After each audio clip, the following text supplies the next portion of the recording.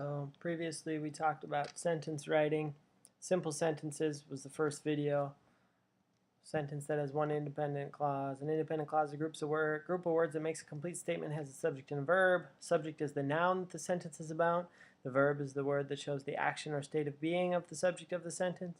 Then we had examples and further explanation of the whole thing. Nouns, verbs, finding the verbs. You ask who or what verb to find the noun or the subject of the sentence, right? Helping verbs was a little bit of a review.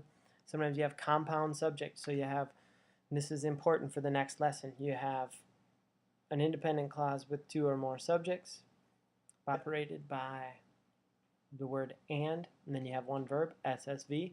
Sometimes you have a compound verb and an independent clause with two or more verbs, SVV, right there, runs and jumps, VV. Sometimes you have a compound subject and compound verb. Bob and Susie run and jump, SSVV.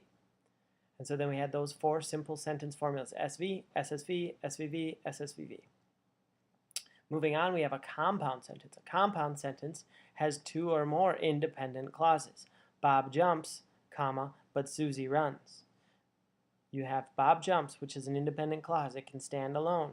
Then you have Susie runs, an independent clause, can stand alone. And then they are joined by a comma and a coordinating conjunction right there. You have SV right here, Bob jumps, and then you have SV with Susie runs. And then again, in the next example, the students finished class, comma, and they went to lunch. You have the students finished class, finished. Who or what finished? The students, so SV, and they went to lunch. Verb, went, who or what went? They did. Okay, SV right there. I want to see my sister soon, for she has been away at college for 3 months. See looks like it's the verb, but it's got this word to in front of it, which makes it an infinitive. It's not functioning as a verb anymore. The verb is want. I want to see my sister soon. Who or what wants to see my sister soon? I do. Okay, so you have SV. For she has been away at college for 3 months. Again, we have the comma and the coordinating conjunction for. Has been. Who or what has been, or has been away, I should say. Who or what has been away? She. Okay, been away. All right, so there's your there's an example of compound sentences.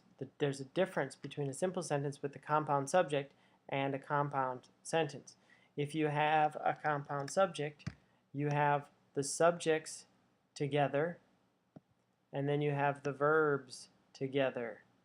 Met at the station and went to dinner. See how the subjects come together before the two verbs?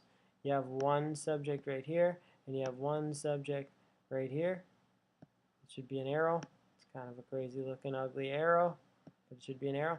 Met at the station and went to dinner. You have met as a verb right here, and then you have went as your verb right here, and those come after. In a compound sentence, they're mixed up. The men met at the station. Who or what met at the station? Men. And the women went to dinner. Went. Who or what went? Did the men go to dinner? No, the women went to dinner. See the difference?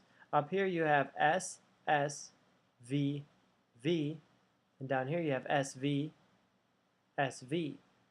But you can't call it SV, SV. It has a different formula because of this guy and this guy, the comma and the coordinating conjunction. And so coordinating conjunctions, explanation of a coordinating conjunction. Coordinating conjunction is a word that is used with a comma to join two independent clauses. And the most common coordinating conjunctions are for, and, nor, but, or, yet, and so. The fanboys. These are the common coordinating conjunction. Baseball is my favorite sport to play, comma, but football is my favorite sport to watch. The children ran all the way to school, yet they were late anyway. Yet. You will have to finish the project, comma, or your group will get a 0. See how the subjects and verbs, and then you have another set of subjects and verbs?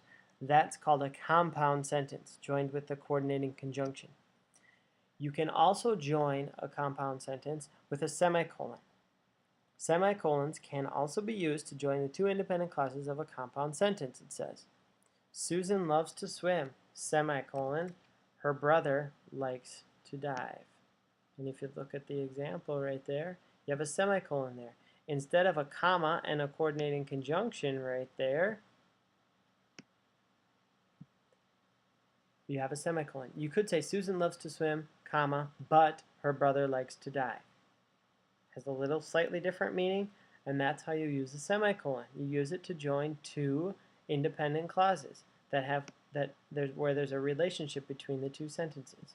So many people use semicolons incorrectly, but when you're using them in writing sentences and independent clauses, this is how it's done, in between the two independent clauses. So at this point, we've got 6 sentence formulas. We have the 4 simple sentence formulas, and then you have I, comma, CI, where you have an independent clause, a comma, and a coordinating conjunction, and then another independent clause.